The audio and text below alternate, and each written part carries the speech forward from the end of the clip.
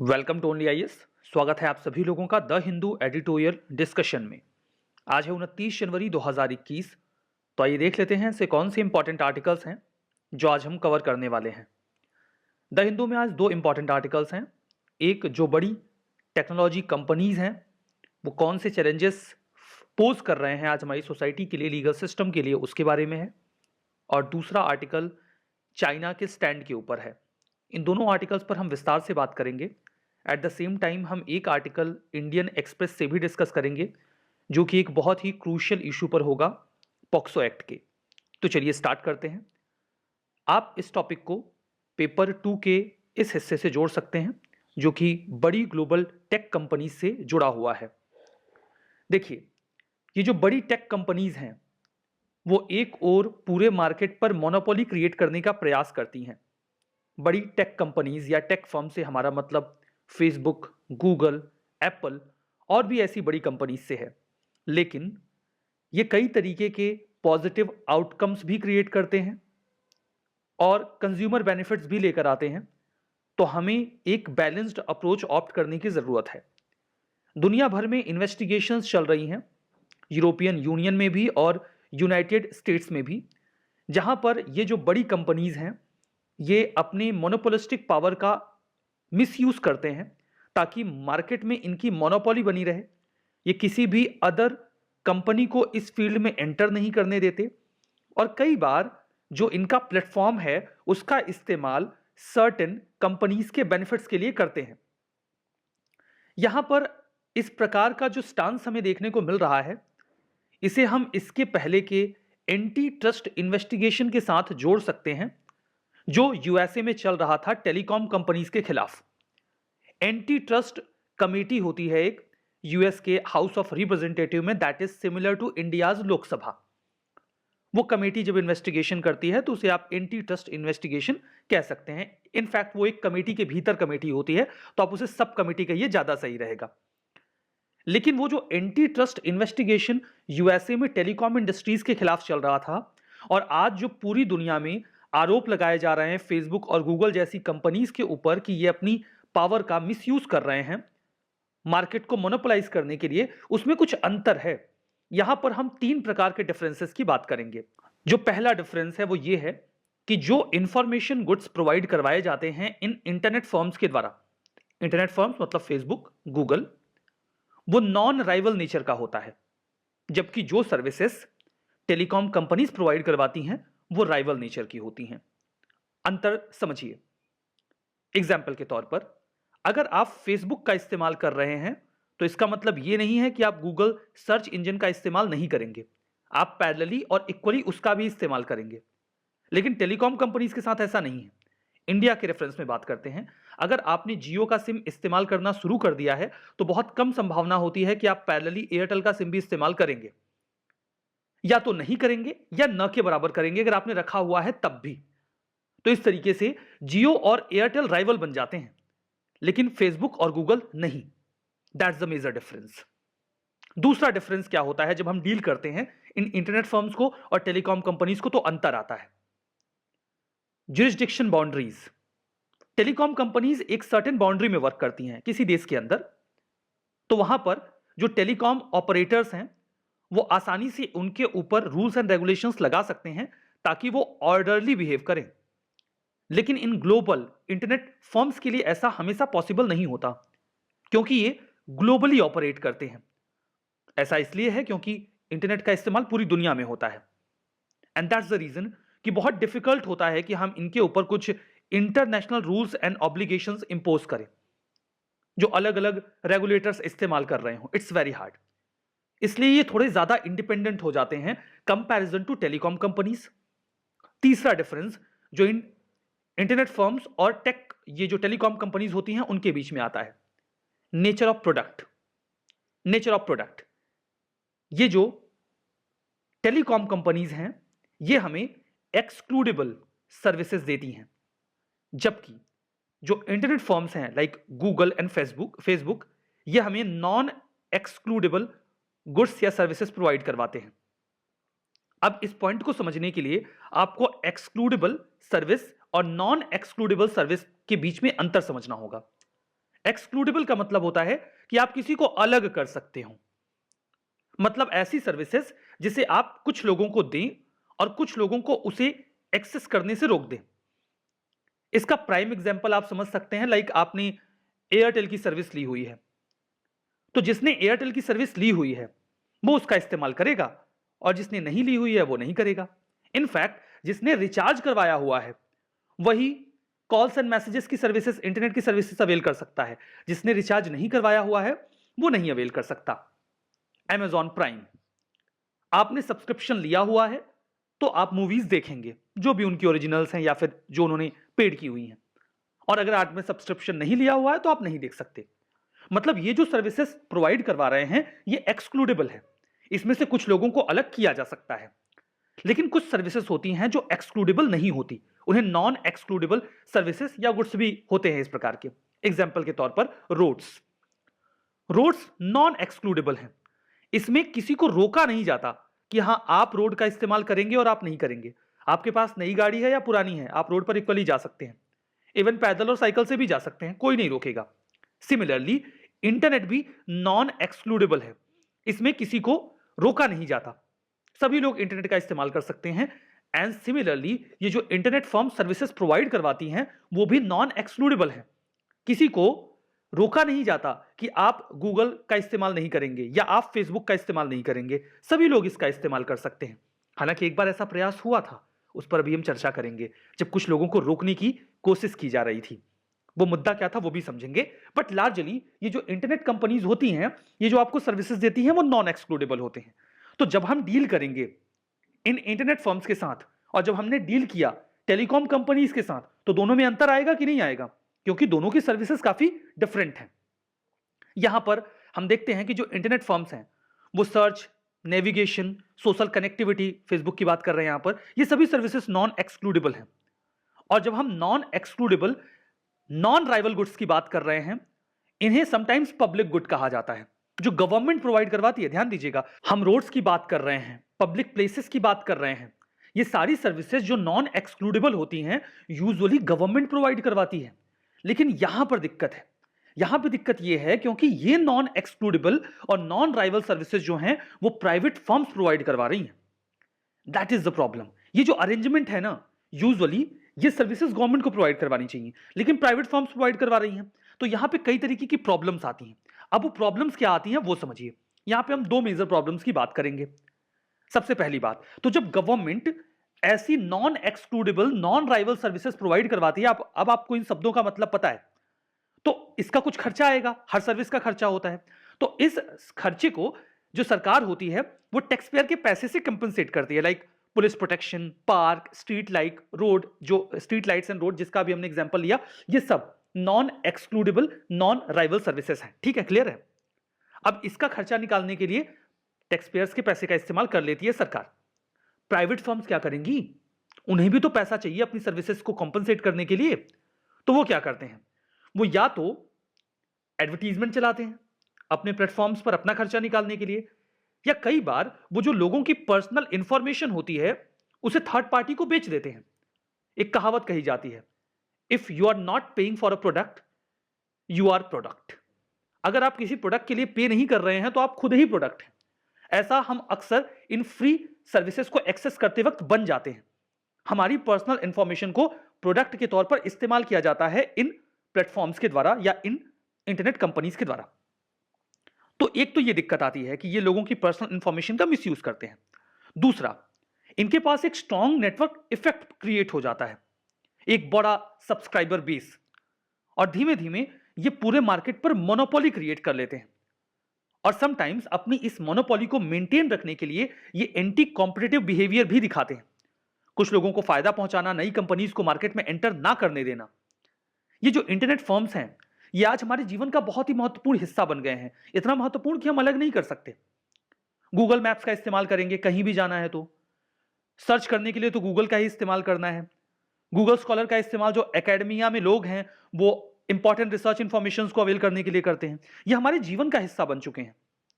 लेकिन इसका मतलब ये नहीं कि ये इंटरनेट फर्म्स पूरी तरीके से बेकार हैं। सबके पॉजिटिव्स एंड निगेटिव्स होते हैं, इनके भी पॉजिटिव्स हैं। एग्जाम्पल के तौर पर गूगल मैप का इस्तेमाल आज लगभग हर प्रकार के लॉजिस्टिक्स एंड ट्रांसपोर्ट कंपनीज की तरह किया जा रहा है। फेसबुक का इस्तेमाल सभी इंडस्ट्रीज एडवर्टीजमेंट के लिए करती हैं, उन्हें एक बड़ा एडवर्टीजमेंट बेस मिल जाता है, तो इसका फायदा भी है।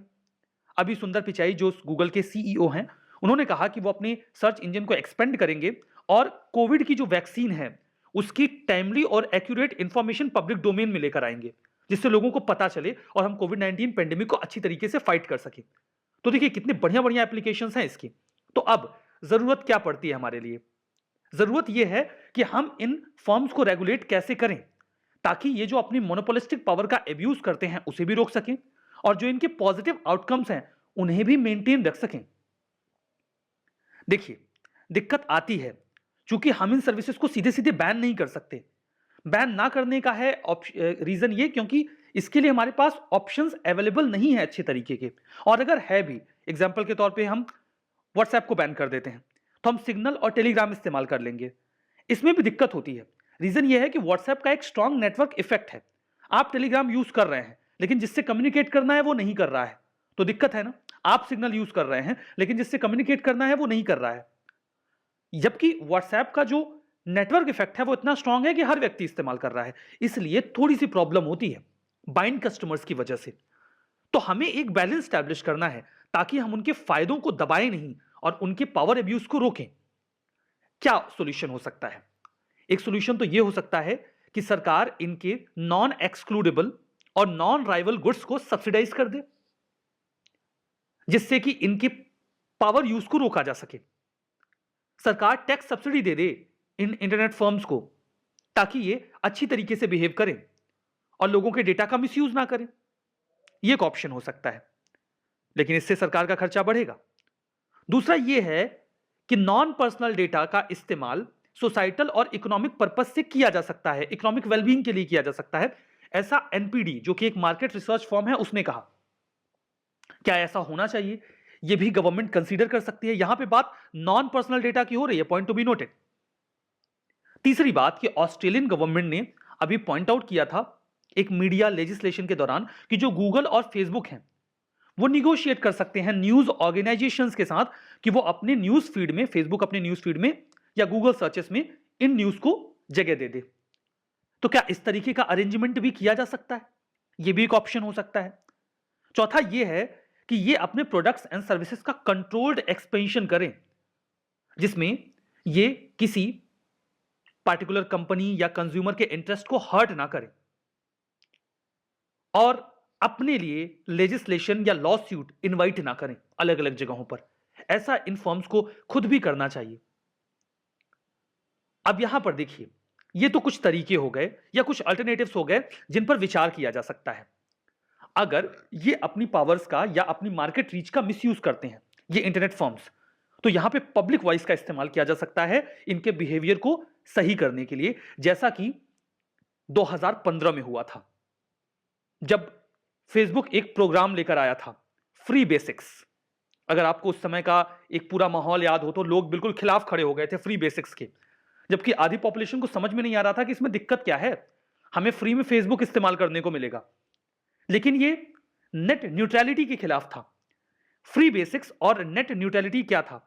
नेट न्यूट्रलिटी का मतलब यह है कि नेट न्यूट्रल होना चाहिए हर आदमी के लिए। आप इक्वली इंटरनेट पे अवेलेबल हर इंफॉर्मेशन, हर वेबसाइट, हर प्लेटफॉर्म को एक्सेस कर सकें। इंटरनेट ऐसा नहीं होना चाहिए, या गूगल सर्च इंजन का अगर हम इस्तेमाल कर रहे हैं तो गूगल ऐसा ना करे कि आप अमेजॉन की वेबसाइट खोल रहे हैं तो अच्छे से खोल रहा है क्योंकि अमेजॉन का उनके साथ टाई अप है, और अगर फ्लिपकार्ट की खोल रहे हैं तो फ्लिपकार्ट घूमता ही जा रहा है, खुल ही नहीं रहा, तो आप फ्लिपकार्ट का यूज ही बंद कर देंगे। ये नेट न्यूट्रलिटी के खिलाफ है। नेट न्यूट्रल होना चाहिए। फ्री बेसिक्स प्रोग्राम क्या था? फ्री बेसिक प्रोग्राम के तहत जो फेसबुक था वो कुछ हद तक फ्री इंटरनेट एक्सेसिबिलिटी प्रोवाइड करवा रहा था, जिसमें आप सर्टेन बेसिक फीचर फेसबुक के इस्तेमाल कर सकते थे और उन प्लेटफॉर्म्स को एक्सेस कर सकते थे बिना इंटरनेट के भी, उसके लिए बिना इंटरनेट के लिए पे किए भी, जिन्होंने फेसबुक के साथ टाई अप कर रखा है। अब जिनके साथ टाई अप कर रखा है उनका बिजनेस बढ़ेगा, जिन्होंने टाई अप नहीं किया है उनका बिजनेस नहीं बढ़ेगा। तो एक प्रकार का डिस्क्रिमिनेशन था और नेट न्यूट्रलिटी के भी खिलाफ था। तो मिलियंस ऑफ मेल्स गए ट्राई के पास, टेलीकॉम रेगुलेटरी अथॉरिटी के पास कि ये गलत है, ये नहीं होना चाहिए, और फाइनली इसे रोक दिया गया। सिमिलरली ह्यूज पब्लिक आउटक्राई देखने को मिला जब प्राइवेसी पॉलिसी लेकर आया व्हाट्सएप। उसने कहा कि हम अपनी इंफॉर्मेशन जो हमारे पास है आपकी, वो हम अपनी पेरेंट फर्म फेसबुक के साथ शेयर करेंगे। लोगों ने अपना गुस्सा जाहिर किया और फिर अभी व्हाट्सएप ने माफी मांगी कि नहीं, हम आपकी प्राइवेट इंफॉर्मेशन इनक्रिप्टेड है, शेयर नहीं करेंगे। हालांकि अभी श्योर नहीं कि फ्यूचर में क्या करने वाले हैं, बट लोगों ने विरोध किया। तो लोगों का विरोध भी एक अच्छा टूल हो सकता है, लेकिन इसकी भी लिमिटेशन है। हम कब तक विरोध करेंगे, या हमें उन सभी टेक्निकलिटीज की समझ हो एक कॉमन आदमी को, इसकी भी अपनी लिमिटेशंस हो जाती हैं। अब यहां पर देखिए, गवर्नमेंट और रेगुलेटर्स को तो इन्हें डील करना ही चाहिए। एट द सेम टाइम ये जो इंटरनेट फर्म्स हैं, इन्हें खुद भी तो अपने कुछ कोर एथिकल प्रिंसिपल्स फॉलो करने चाहिए अपने बिजनेसेस को कंडक्ट करने के लिए। इतिहास गवाह है कि जब भी कोई कंपनी आवश्यकता से अधिक अपने बिजनेस को एक्सपेंड करती है या मार्केट में मोनोपोली क्रिएट करने का प्रयास करती है, तो उसका क्या हश्र होता है। एनरॉन स्कैंडल, जो कि एक एनर्जी ट्रेडिंग कंपनी थी यूएस की, उन्होंने अपने बिजनेस को काफी तेजी से बढ़ाना, एक्सपेंड करना शुरू किया। लॉस में जाने लगे, लॉस दिखाया नहीं, फेक जो अकाउंट्स थे वो लोगों को पोर्ट्रे किए। लेकिन एक समय ऐसा आया जब वो पूरी तरीके से कोलैप्स कर गए। ऐसा ही कई सारे फाइनेंशियल इंस्टीट्यूशंस ने किया था अमेरिका में। वो खुद को एक्सपेंड करते चले गए लेकिन मैनेज नहीं कर पाए। तो अगर आप ग्रीड दिखाते हैं, मार्केट को मोनोपोलाइज करने का प्रयास करते हैं, तो अल्टीमेटली आप गर्त में जाते हैं। ऐसा सभी बड़ी टेक जाइंट्स को भी समझना होगा। तो ये पूरा आर्टिकल हमने यहां पर कवर किया। देखते हैं अगला article, for one and all. आप इस आर्टिकल को जीएस पेपर 2 के इस टॉपिक से जोड़ सकते हैं। देखिए, चाइना को ग्लोबल लीडरशिप शो करनी चाहिए, ना कि एक अरोगेंट सुपर पावर की तरह खुद को दिखाना चाहिए। ये एक की लाइन है। आर्टिकल पे चलते हैं। 2017 में चाइना के जो प्रेसिडेंट हैं शी जिनपिंग, वो चाइना के पहले जनरल सेक्रेटरी बना दिए गए कम्युनिस्ट पार्टी ऑफ चाइना के। उन्होंने डेवॉस में वर्ल्ड इकोनॉमिक फोरम पर एक गैदरिंग को एड्रेस किया। एक्चुअली में ये गैदरिंग ग्लोबल कैपिटलिज्म के मुद्दे पर बात करने के लिए इकट्ठा हुई थी। एक इशू उस समय ये रेस किया गया था। वहां पर शी जिनपिंग ने ग्लोबलाइजेशन के डिफेंस में बड़ी बड़ी बातें की, जबकि डोनाल्ड ट्रंप सत्ता में आ चुके थे और शपथ लेने वाले थे, और उनका रवैया ग्लोबलाइजेशन के खिलाफ था, सबको पता था। इसके बाद अभी ब्रेक्जिट वोट हुआ है यूके में, फाइनल मतलब फॉर्मली जो ब्रिटेन था वो अलग हो गया यूरोपियन यूनियन से। 25 जनवरी को शी जिनपिंग एक बार फिर से देवॉस के प्लेटफॉर्म पर गए और उन्होंने वर्चुअली WEF की जो मीटिंग थी उसको एड्रेस किया। देखिए, देवॉस स्विट्जरलैंड में है जहां पे WEF वर्ल्ड इकोनॉमिक फोरम की मीटिंग्स होती हैं। वहां पर उन्होंने कई सारी बातें करी, कई सारी थीम्स पर चर्चा करी। ग्लोबल यूनिटी की बात की, क्लोजर कोऑर्डिनेशन की बात की, मैक्रो इकोनॉमिक पॉलिसीज की बात की, और एक इक्विटेबल ग्रोथ के लिए भी अपनी स्पीच में उन्होंने बातें करी। उन्होंने 2 इंपॉर्टेंट मैसेजेस भी दुनिया के लिए रखे।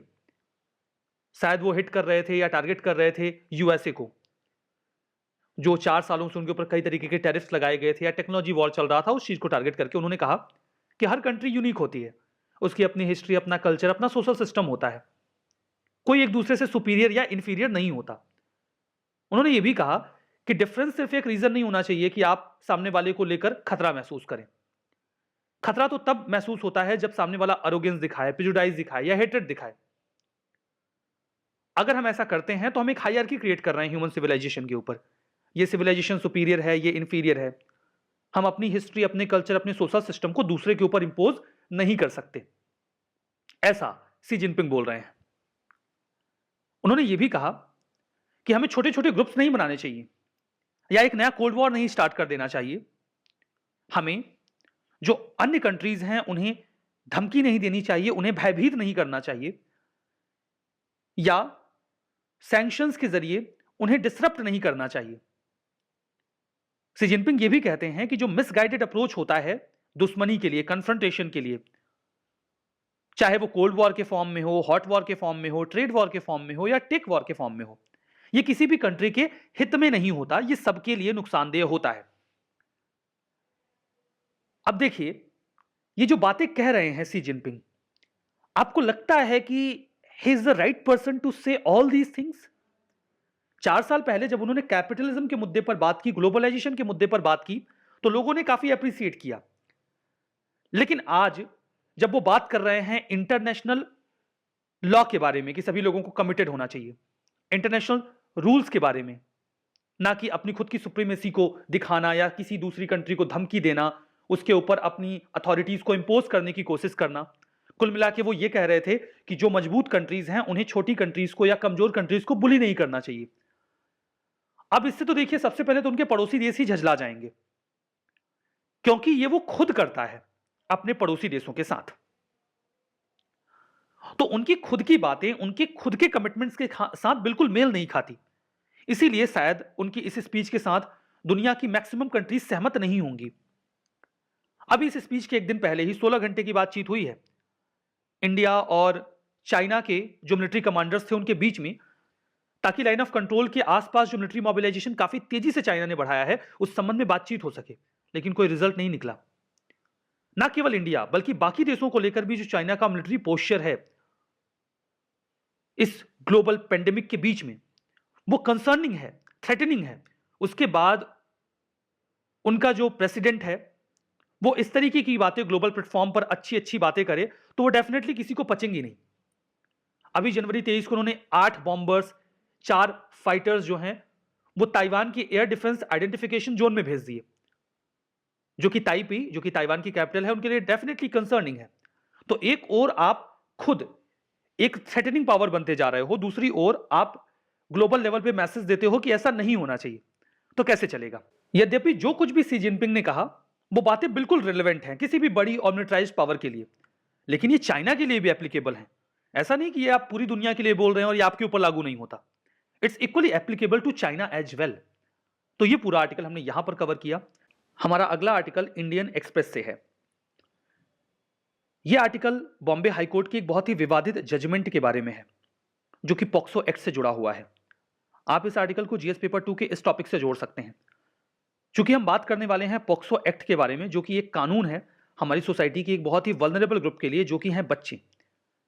ये कानून उनको सेक्सुअल असॉल्ट से बचाता है या फिर इस संबंध में कड़े कानूनों का प्रावधान, कड़ी पनिशमेंट का प्रावधान करता है। तो चूंकि ये मुद्दा काफी सेंसिटिव है, हम इस मुद्दे पर खुलकर बात करेंगे। इनफैक्ट मेरा मानना है कि सभी एकेडमिक ग्रुप्स में और इंटेलिजेंसिया में इस मुद्दे पर खुलकर बात होनी चाहिए। तो इसके पहले कि हम इस पूरे मुद्दे पर खुलकर बात करें, हमें कुछ बेसिक अंडरस्टैंडिंग लेनी चाहिए पॉक्सो एक्ट के बारे में, जिसका फुल फॉर्म है protection of children from sexual offence act, जिसे पार्लियामेंट ने 2012 में पास किया था।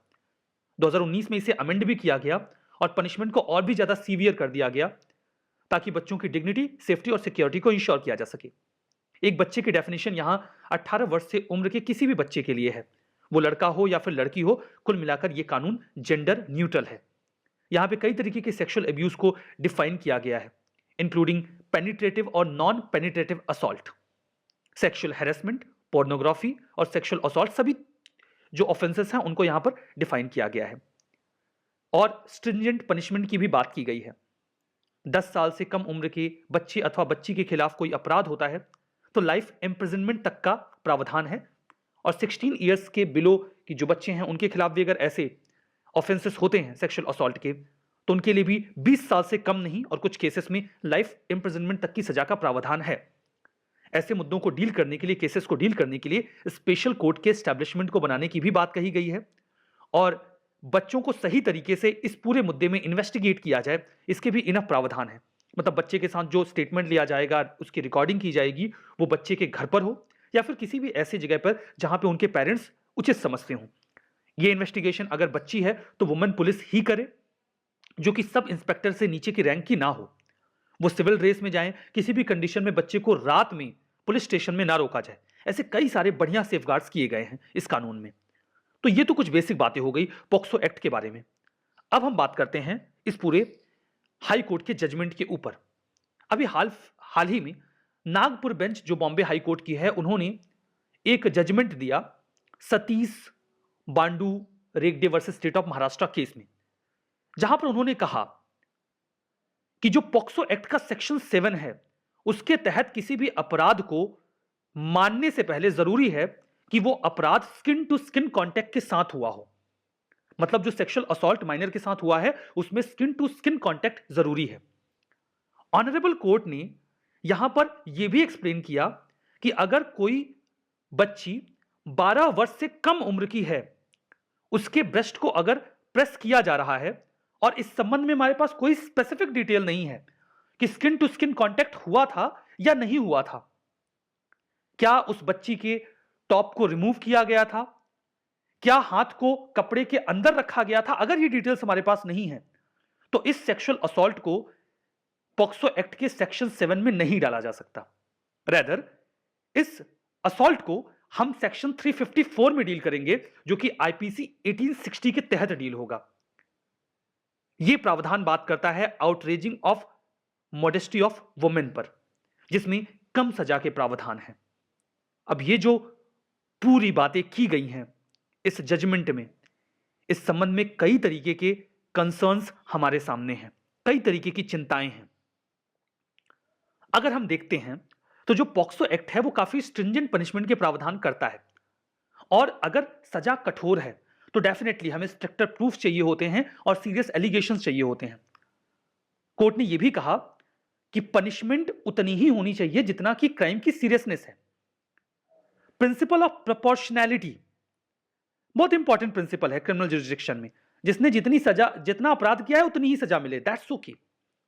लेकिन जब हम बात कर रहे हैं एक माइनर के बारे में, एक बच्चे अथवा बच्ची के बारे में, तो यहां पर ग्रेटर प्रोटेक्शन की बात की जाती है, ज्यादा सख्ती की बात की जाती है। पॉक्सो एक्ट में देखिए स्पेसिफिक इंटेंशन यह है कि बच्चों को सेक्सुअल असॉल्ट और सेक्सुअल हैरेसमेंट से बचाया जाए, और इसीलिए कुछ स्टैंडर्ड्स प्रिस्क्राइब किए गए हैं। ये जो स्टैंडर्ड्स हैं ये convention on the rights of children, जो कि जनरल असेंबली का कन्वेंशन था, उसके आधार पर तैयार किए गए हैं, जिसे इंडिया ने 11 दिसंबर 1992 को एक्सेप्ट किया था। ये एक्ट इस बात को भी एक्नॉलेज करता है कि जो बच्चे हैं वो ज्यादा वल्नरेबल हैं, इसीलिए उन्हें स्पेशल प्रोटेक्शन चाहिए। वो प्रोटेक्शन जो आईपीसी के प्रावधानों से ज्यादा कठोर हो, ज्यादा बड़ी हो, जबकि स्पेशली विक्टिम एक बच्चा होता है अथवा एक बच्ची होती है। सीवियर पनिशमेंट की बात की गई है इस कानून में, ताकि हम जो इलीगल सेक्सुअल एक्ट है उसे रोक सकें और बच्चों के संबंध में जो कि ज्यादा वल्नरेबल हैं प्रोटेक्शन ग्रांट कर सकें। यहां पर बहुत मेजर कंसर्न है इस इंटरप्रिटेशन को लेकर जो कोर्ट ने अभी दिया, क्योंकि ये तो पॉक्सो एक्ट के पूरे पर्पस को ही डिफीट कर देता है। बात थी कि बच्चों को प्रोटेक्ट करने के लिए हम कठोर सजा का प्रावधान करेंगे। अगर हम प्रोपोर्शनैलिटी पे जाएंगे तब तो कठोर सजा नहीं दे पाएंगे ना। यहां पर देखिए जो एक्ट है, जब वो माइनर के केसेस में होता है तो वहां पर हम ज्यादा कंसर्न्ड होते हैं, और इसीलिए हमने इस संबंध में एक अलग कानून बनाया, ना कि इसे हमने आईपीसी से डील किया। इस पूरे जजमेंट में जो ऑनरेबल कोर्ट है उन्होंने ये कंक्लूड किया कि एक बच्ची के ब्रेस्ट को टच करना बिना स्किन टू स्किन कांटेक्ट के पॉक्सो एक्ट के सेक्शन 7 में जो सेक्सुअल असॉल्ट की डेफिनेशन है उसके एम्बिट में नहीं आता। जबकि सच्चाई तो यह है कि सेक्शन 7 में किसी भी सेक्सुअल इंटेंट के साथ टच को पनिशेबल ऑफेंस बनाया गया है। वहां स्किन टू स्किन कांटेक्ट और non skin to skin contact की बात नहीं की गई, वहां पे फिजिकल कांटेक्ट की बात की गई है। तो अगर ऐसा डिस्क्रिप्शन दिया जा रहा है तो डेफिनेटली ये पॉक्सो लॉ को ही डाइल्यूट कर देगा। यहां पर तो कोर्ट ने यह अप्रोच अपनाया है कि हमको सब पता है।